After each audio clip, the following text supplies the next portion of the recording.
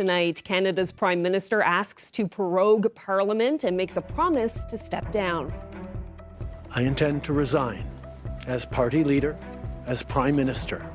He's been sinking the party for quite some time. It was going to happen sooner or later. End of an era. Trudeau bows out with time for the Liberals to find a new leader.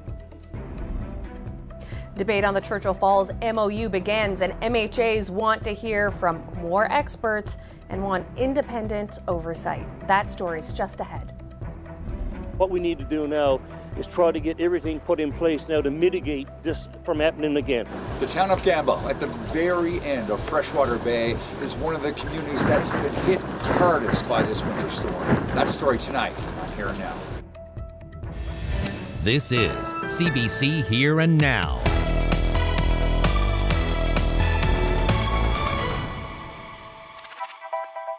Good evening and welcome to Here and Now.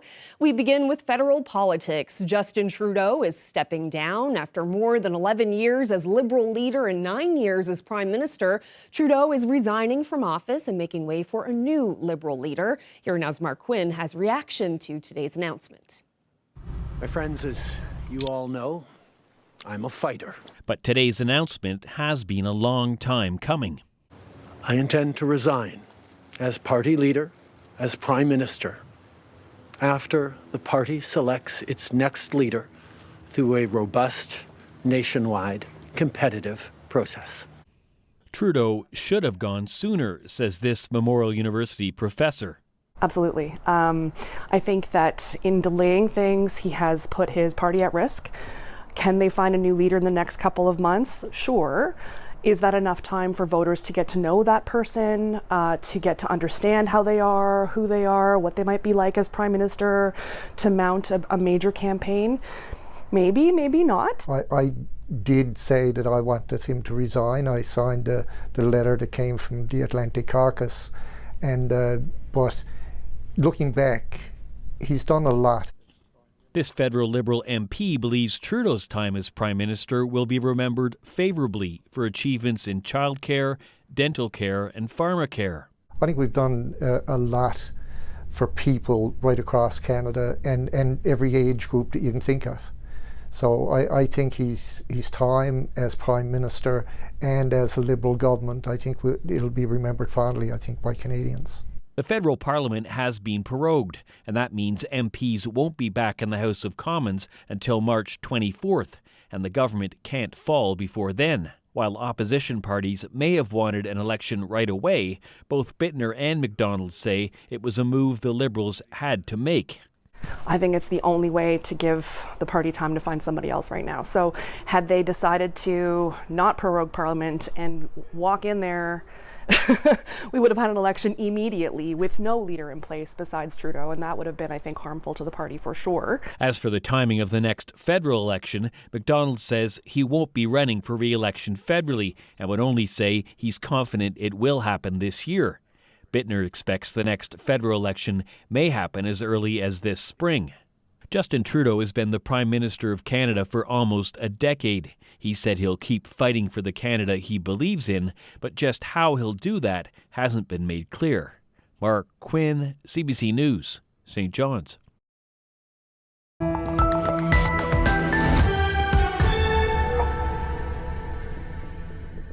Debate over the complicated Churchill Falls power agreement began in the House of Assembly today. It's the first of 4 days of discussion, and government says that's just the start. But the opposition is worried about it repeating a history of bad projects on the Churchill River. Here now's Heather Gillis is standing by in our newsroom. So Heather, what's the main concern here? Well, Carolyn, the Tories, NDP and independent MHAs say they want more oversight of the new Churchill Falls agreement and any possible new power development. The Premier says there will be plenty. Mr. Speaker, the mandate in broad terms.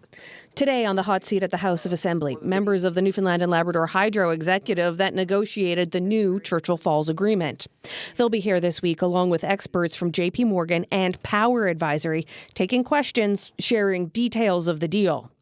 But the opposition and independent MHAs say they want to bring in experts of their own. And they want the province to follow recommendations from the Muskrat Falls inquiry and bring in independent experts for robust oversight of public projects over $50 million. Yes, they had independent people, J.P. Morgan and others, hired with them. I don't consider anyone you hire as part of your team to be the independent review. The project demands an independent, regulated review. It can be done concurrently with negotiations. It does not have to stall negotiations. Trust me, history will repeat itself, and we don't have an oversight committee. Without that, I think we're making a big mistake. Barry, what's at risk without this extra layer of independent oversight? We could have a repeat of 69. Premier Andrew Furey signed the tentative agreement with Quebec last month, ripping up the original 1969 Churchill Falls contract and promising to develop more power on the river, including Gull Island. It's all expected to rake in billions for the province, and the Premier says there will be independent oversight of the deal. What we will do is establish an extra expert panel moving forward to ensure that these negotiations continue to get the best value for Newfoundlanders and Labradorians. They will report to Cabinet. Furey says they haven't yet determined who will be on that expert panel advising Cabinet. And despite opposition worries about repeating history and rushing into the New Deal, the Premier is vowing not to repeat the past.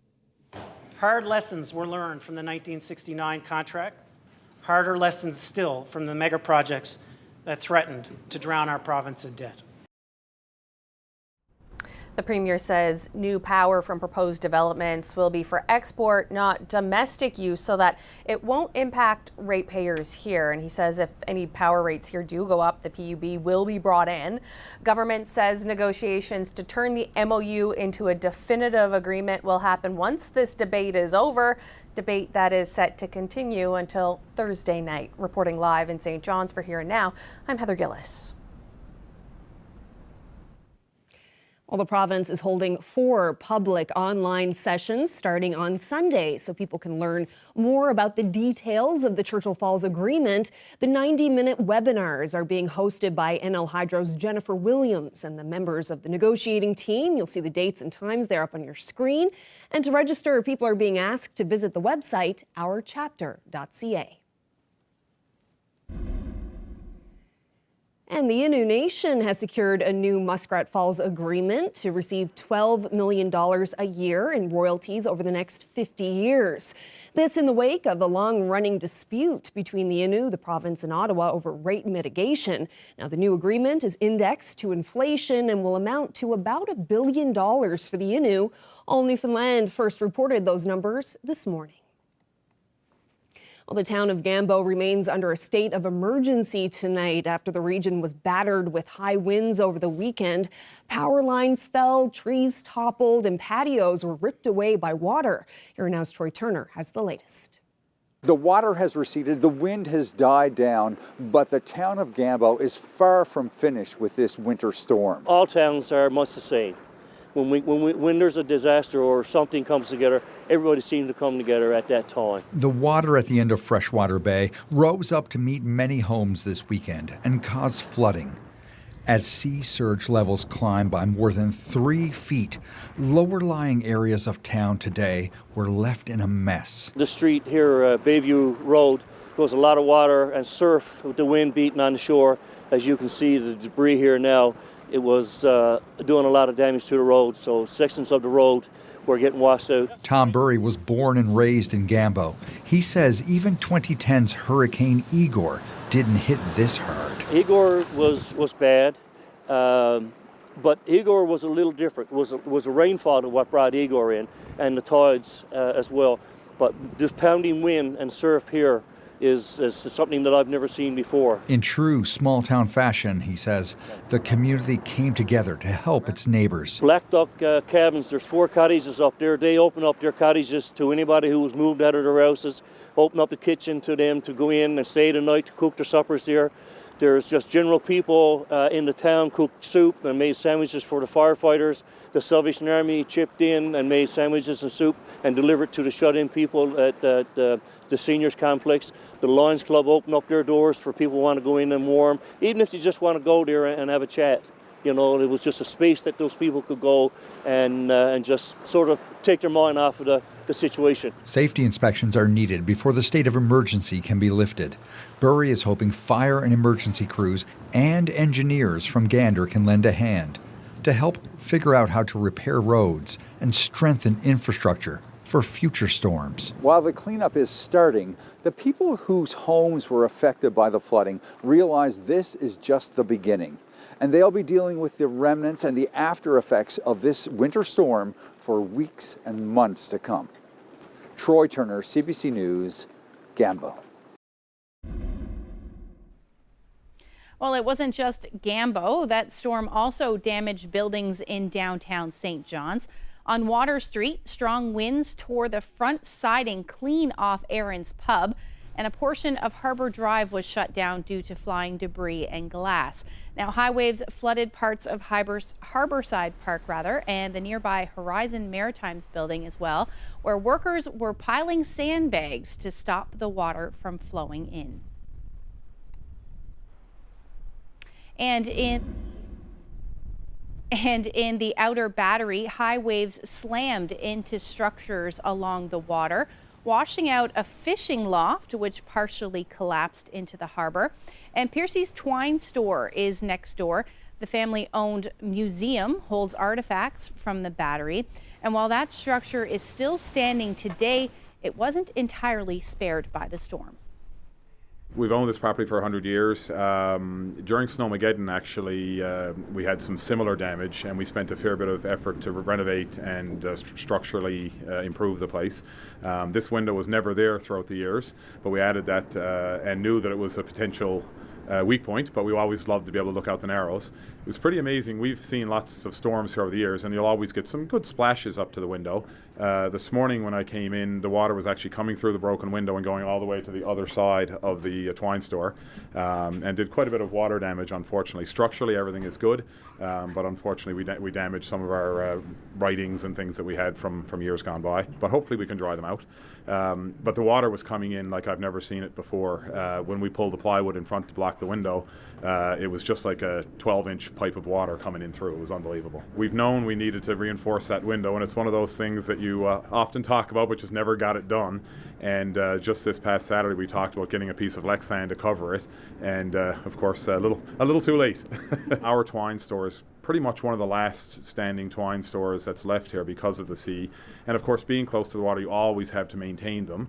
After the fishery ended, there was no reason for most people to keep on top of the buildings. We kept ours as a bit of a family heirloom. My uncle fished out of here recreationally for a number of years, and we just kept it up, and eventually we kind of turned it into a little bit of a kind of family museum. And it's a really neat place. I mean, thousands of tourists come through here each year and see all the stuff, and it's a pretty neat place to visit. Battery is a real special community in St. John's. It's amazing, the camaraderie that's here. A lot of the people are not original people to the Battery, but still it's a home, it's a community really within the city.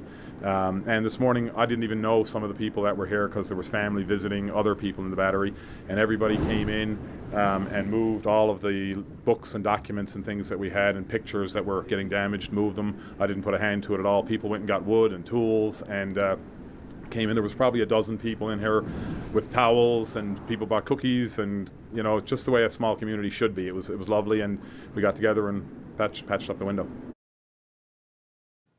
Well, at one point, about 9,000 customers were without power. No surprise, we had quite a bit of wind out there yesterday. Sagona Island, little island just south of the Canagra Peninsula, saw a wind top out at 151 kilometers per hour. Greats Cove, Bonavista, all around 130 to 140 kilometers per hour. Twillingate, 125, and then St. John's topped out at 115 kilometers per hour. There were a couple of other things that of note with this system. Central pressure down to 951 millibars. That is the strongest central pressure so far since 2017. And the lowest pressure on the Avalon, anyway, since Igor, which was in 2010. So we did see some high waves as well. No surprise, 8.4 meter wave was reported just outside the harbor there, with a max wave height of about 14.4. I'll get into all the details on the weather coming up.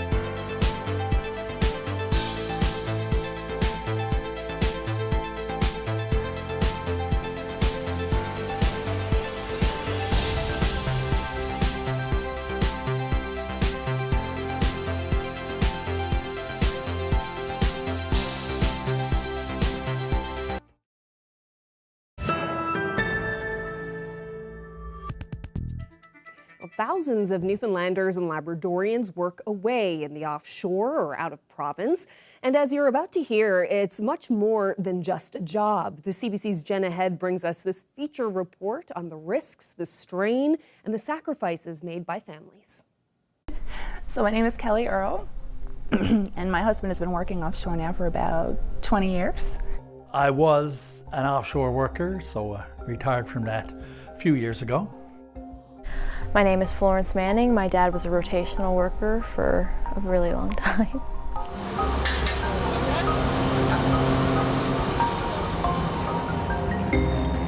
Thousands work offshore, and just as many Newfoundlanders work in Alberta oil fields.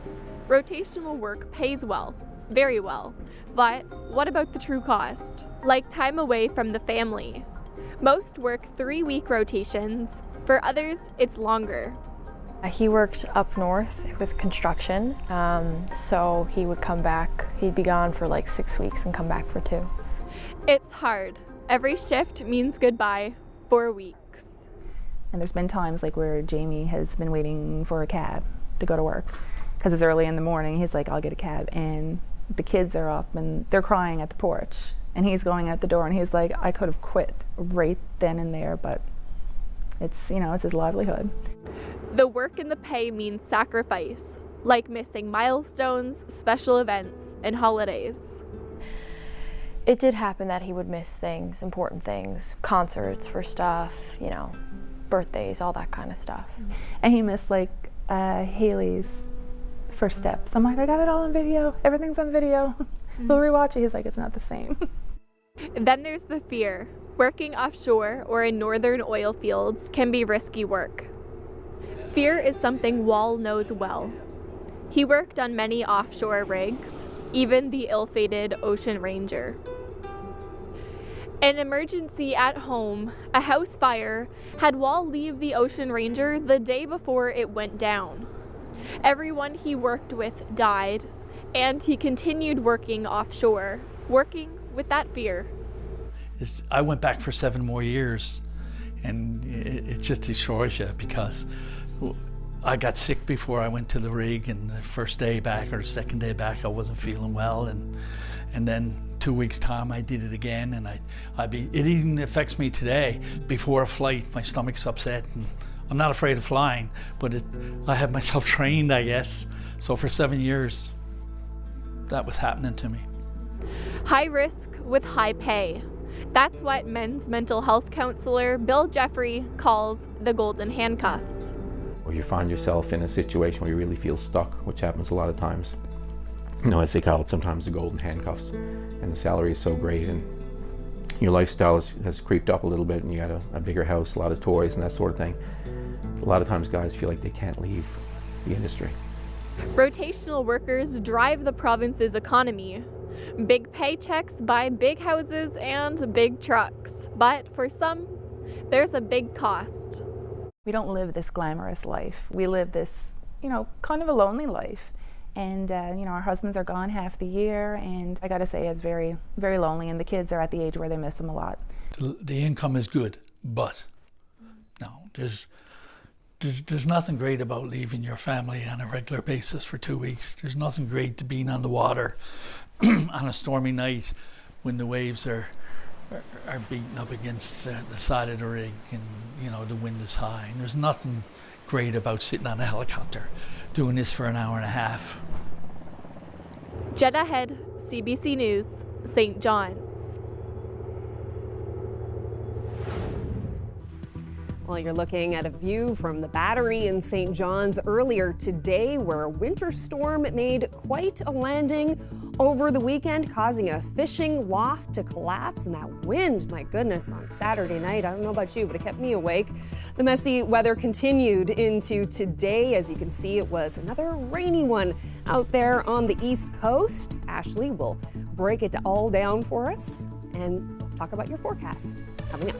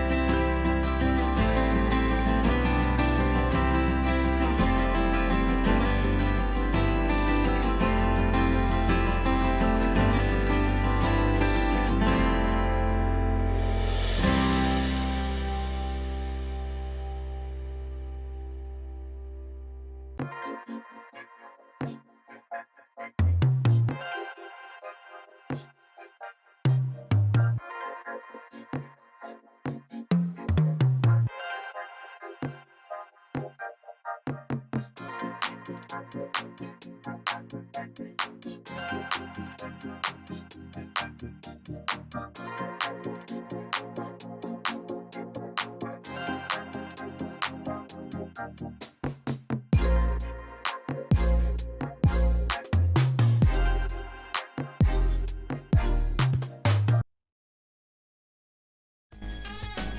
I'm Adam Walsh, host and producer of The Signal. Prime Minister Justin Trudeau is on his way out, and a new chapter is about to begin for this country. Tomorrow on the show, we're asking you, what do you think about that, and what do you think about the direction in which we are headed? Those are my questions for you tomorrow on The Signal, 11:30 in most of Labrador, noon on the island.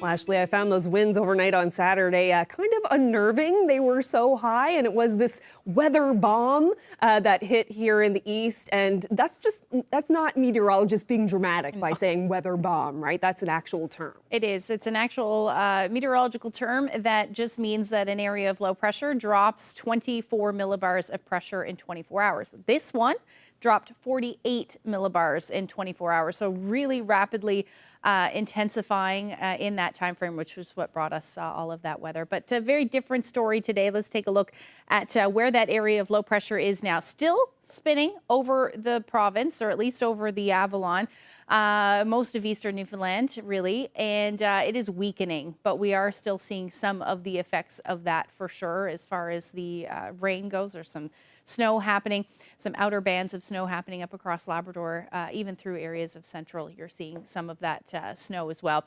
Taking a look at the temperatures, it was mild, so we didn't see a whole lot of snow with this, just the northern peninsula, southeastern Labrador, yes, but for the most part, it was mainly a rain event, and those milder temperatures continue today. 1 to about 4 or 5 degrees this afternoon is the daytime highs. Temperatures, even up across Labrador, still well above where we should be sitting this time of year.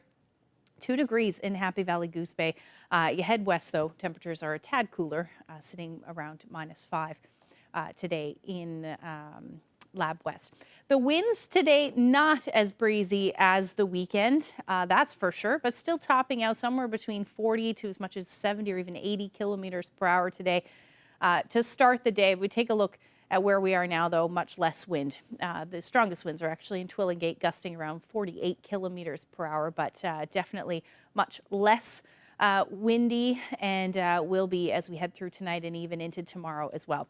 So you can see that area of low pressure spinning on the satellite there. Like I said, seeing some showers, some flurries happening through parts of central, west coast, even up across Labrador as well. But for the most part, things have calmed down. We will continue to see this unsettled weather, though, especially as we head through tonight. Generally looking at some, flurries or periods of snow through parts of central, northern peninsula, coastal areas of Labrador, even towards Lab West as well. Now, right towards the coast, where temperatures are warmer, there is a likelihood that that will fall as rain tonight, and that will be the story even as we head into early tomorrow morning as well. Overnight lows will hover somewhere around the 0 degree mark, maybe a little bit above, especially east. And then as we head towards Labrador, temperatures towards the coast will be hovering near or just below 0, but a little bit below 0 for central and western portions of Labrador. Again, winds not overly impressive, but still between 40 to as much as 50 kilometers per hour up across Labrador as we head through tonight. As far as snowfall accumulations go, like I said, towards the coast, most of this will fall as rain, but inland areas as we head through tomorrow and the first part of Wednesday, we could see some significant snowfall. Again, it'll be likely to the higher elevations and further inland. Most will only pick up a couple of centimeters. That will be the story, certainly for Lab West. You're looking at maybe 5 centimeters, maybe a little bit more, 5 to 10 by the time you get into Wednesday morning. But overall, generally light accumulation expected. Now, like I said, that area of low pressure is still going to stick around. We're still in that easterly flow, so coastal areas likely will still see some rain. This model kind of picking up at more snow, but that is certainly not the case. And then unsettled across the island as well through the day and into early Wednesday morning. Now, higher elevations like the Long Range Mountains, you will likely see some snow through the day. Our temperatures tomorrow will be generally around 1 to 4 degrees east and through parts of central. It will really depend on where you are or what you see. So most of us seeing either rain or snow through the afternoon. Best chance of seeing the sun will be along the south coast and potentially the southwest. And again, winds not overly impressive, about 5 to 15 kilometers per hour. Those winds will be out of the northwest. Now, Labrador, still saying well above where you should be seeing this time of year, but between 1 to 2 degrees. Again, coastal areas likely seeing that rain. Further inland, you may see some snow. But overall, the best chance of seeing that snow will be in Lab West, accumulating snow anywhere. And like I said, somewhere between 5 to 10 centimeters by the time we get into Wednesday morning. It looks like at this point, but your temperatures are still going to stay mild. So let's head to St. Pierre now. No, not for the forecast, but to hear more about CBC's newest crime series starring our very own Alan Hocko. St. Pierre premieres tonight. Its star and creator connected with CBC Radio's Todd O'Brien earlier today. First off, I guess the obvious question, what is the premise of the show? So St. Pierre is a hour-long detective series set in St. Pierre. I play an RNC detective, inspector actually, who gets in some hot water politically in the province in Newfoundland, gets in trouble with a fictionalized premier. He arrests the premier, some people video it, it goes viral. So his boss was doing a exchange with the local St. Pierre cops. Supposed to be some cadets, but instead she sends me, and I end up there in this brand new world with a brand new police force, and the show starts there. We filmed a lot of it at home in Newfoundland, but we did 2 large chunks in St. Pierre, and I have to say I've actually spent a great deal of time there over the last couple of years. It's a really special place. The people are really interesting. They're truly original. I feel like they are their own thing, apart from Europe, apart from Newfoundland, apart from Canada. And I feel like they are very proud of who they are and what that place is. And, you know, they were really accommodating and really kind to us. Tell me more about this show. How did it come about? What was your inspiration? The inspiration was, you know, there's a lot of people had a lot of input into what this series is. The original kernel of the idea came from an idea of building a procedural cop show, which is really where I wanted to go again as a writer, as a creator. Something for me as a vehicle, but I didn't want to retread old ideas. Like with Republic of Doyle, I feel like we covered a lot of ground, and we didn't want to revisit any of that. So it had to have its own original identity. And we were over on a location scout for Son of a Critch, and we were at the end of the day having a beer, and I was like, oh, I see it. I see what this show is. All the pieces sort of came together in my mind in that moment. Okay, I've got a trivia question for you. I've got 1 or 2 questions before I let you go, but do you know who St. Pierre is named after? I'm assuming it's St. Peter. St. Pierre, patron saint of fishermen. Oh, of course. All right, so here we are. It is Monday. What's, you know, we're gonna be viewing this evening.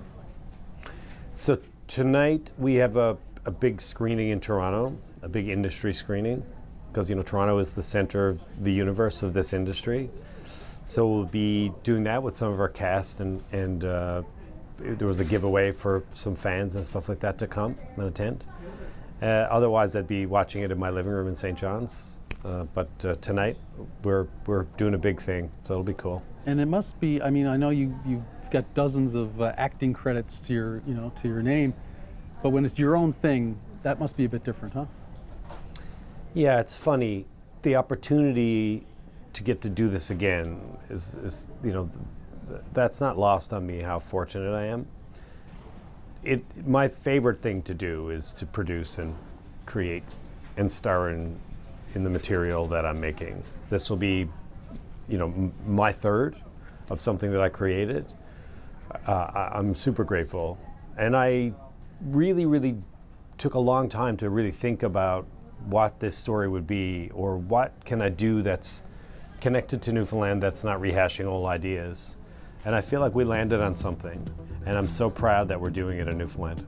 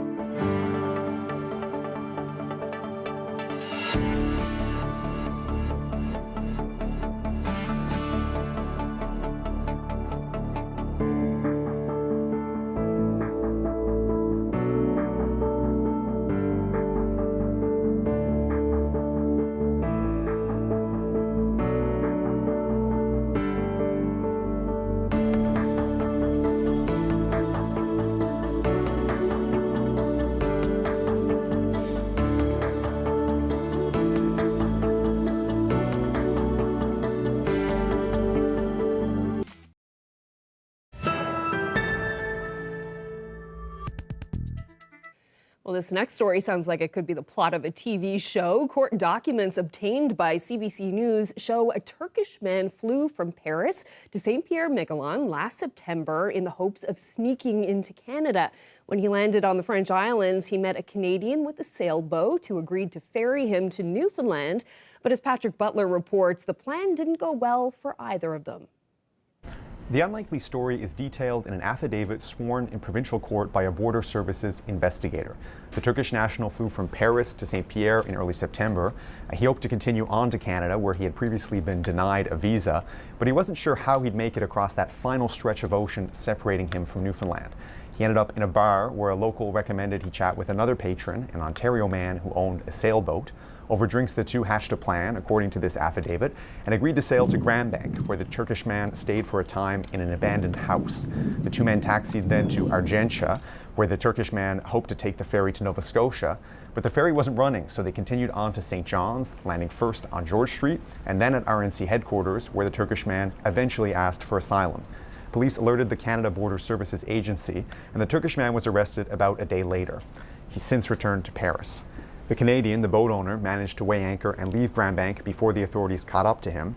However, he did make a mayday call 2 days later. The Coast Guard ended up towing his ship to Burgeo. The boat owner is under investigation for violating the Immigration Act, although no charges have been filed. Patrick Butler, CBC News, St. John's.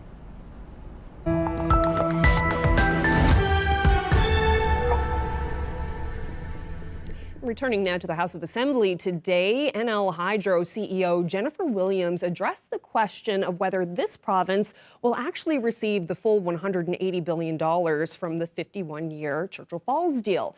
Now, Hydro-Quebec owns a third of CFL Co., and some have questioned whether that means they therefore take a third of that $180 billion. But Williams says we've received the full figure. It's the common dividends, preferred dividends, and water rental and royalties.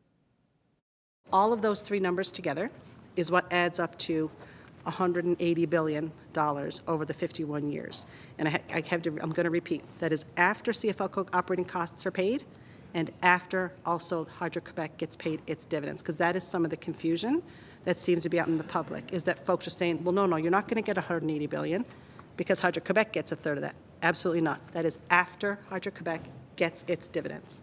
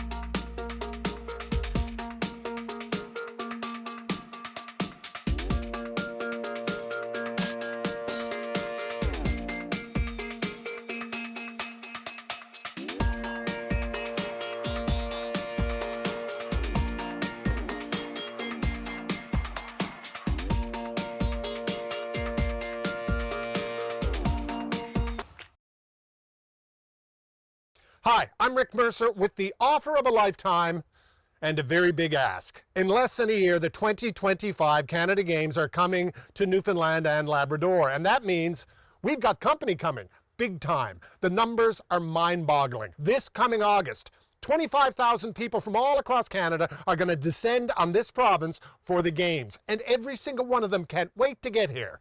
They've heard good things, so we need to ensure they have the time of their life, the games of their life. As a province, we've got to knock this one out of the park. So here's the ask. We need you to represent Team Newfoundland and Labrador at the Games. We need 5,000 volunteers, all ages, all skills. You would not believe the jobs that need to be filled, the experience you will get, the friends you will make. To make these games work, there are so many moving pieces, but the most important piece, the final piece, the mission-critical piece is you. Visit the website, join the team.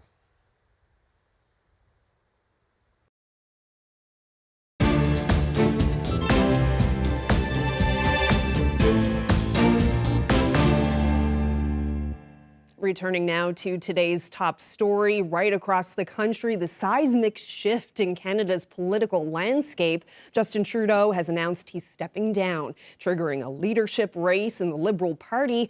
Ashley Burke brings us the dramatic developments and what they could mean for Canada. A major moment in Canadian history. Last night over dinner, I told my kids about the decision that I'm sharing with you today. The Prime Minister, who's long resisted calls to resign, now says he'll step down.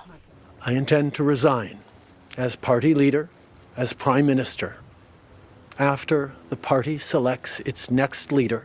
Justin Trudeau addressing the nation from outside his home at Rideau Cottage, repeatedly describing himself as a fighter. Every bone in my body has always told me to fight because I care deeply about Canadians. But staying on as a leader is a fight he couldn't win. It has become obvious to me with the internal battles that I cannot be the one to carry the Liberal standard into the next election. Those internal battles bruising and relentless, growing calls from his own MPs to resign only intensifying after last month's stunning resignation of his Deputy Prime Minister and Finance Minister, Chrystia Freeland. Despite best efforts to work through it, Parliament has been paralyzed for months after what has been the longest session of a minority parliament in Canadian history. Trudeau said it took the holidays and long talks with his family to come to this decision. Removing me from the equation as the leader who will fight the next election for the Liberal Party should also decrease the level of polarization that we're seeing right now in the House. He's now calling for a reset. The Governor General has approved his request to prorogue Parliament, putting government business on hold until the end of March, while his party holds a competitive race for its next leader. We have to go in elections. But opposition parties are vowing to try and bring down the government with non-confidence votes after that. New Democrats will be voting against this government for an election where Canadians will have a choice. They want to protect their pensions and paycheck by sweeping their hated leader under the rug months before an election to trick you and then do it all over again. The Liberals hope Trudeau's departure changes everything and can rescue the party from some of the worst polling it's seen since Trudeau became Liberal leader more than a decade ago and before Canadians head to the polls sometime this year. Ashley Burke, CBC News, Ottawa.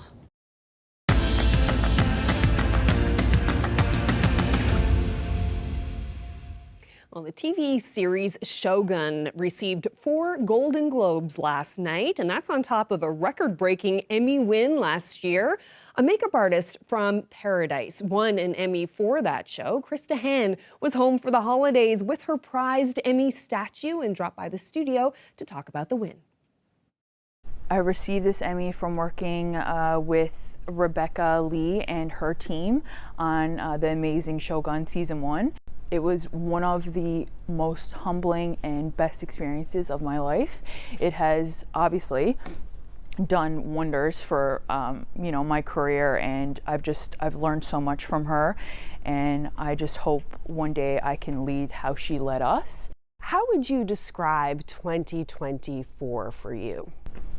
2024 was nothing short of a dream. It's something that, like, starting off, like, I didn't know my career, like getting out of high school here, and I didn't know what path I wanted to take, and I feel like I took a chance in doing makeup artistry. And this year, even after the strike, even after like everything, and moving away from my family and being up in like BC alone, I feel like it really came full circle, and it was very rewarding. And yeah, 2024 has been a great year. What was it like working on Shogun? It was a lot of hard work, and I learned a lot. I feel like I've grown as an artist. I was surrounded by truly amazing people, and the experience every day. I mean, it was just such a gift, and to learn someone else's culture at such a high level. I feel like every day when I went into the sets, like, I was stepping into Japan. What did you think when you first heard that you were nominated for an Emmy? I was actually on a sister's trip to Texas, and I got it when I was on the airplane. I knew that it was going to be a very successful show. I mean, they put, like, everything was just very, the details that they put into it, the time they put into it, making sure every aspect of that show was right down, like from makeup to the hair to production design, everything. I knew it was going to be a success. I don't want to say I didn't think it would be on this level, but like they won like 18 or 19. I think it was back and forth on how many Emmys, but they broke records, and I'm like, to be a part of that, little Newfoundlander here, to be a part of that, I was like, okay, amazing. What do you think that has done for your career so far? Oh my God, I mean, like, humbling again, but people go their whole careers just aiming towards like recognition, and of course, like, people like to be recognized, and you want to make sure that what you're doing in your career, like, you want to make sure that you're pushing your boundaries and like doing things that you're not comfortable with and going outside of your comfort zone. What's next for you? Well, I know that Shogun season 2 is coming out, and I would more like to be on Rebecca's team. Like, that would mean the world to me, and I hope they don't know where they're filming it. We have like no information, but to be a part of that project again would be amazing, and it would be a dream come true, because the first time it was great, you know, so it'd be great. Yeah. So is that your hope for the new year? That is my hope. That would definitely be my hope, really, to be a part of like any, like, I mean, BC has, and I know there's a film industry here. I would listen, my hope for, actually no, my hope for, yes, but my hope for like the new year would be, I would love to come down to Newfoundland and do a project. I know film is like growing here, but I'm like, what a dream it would be. Like, I'm away from my family right now. Like, to come, I'll work as a local, like, you know, yeah, get me on your production. But no, I would love to work home somewhere. Like, I wouldn't move back here full time. I do love BC, but I would love to do a project down here. Even in Halifax, like right across the water, right? I live at the other side of the country. Like,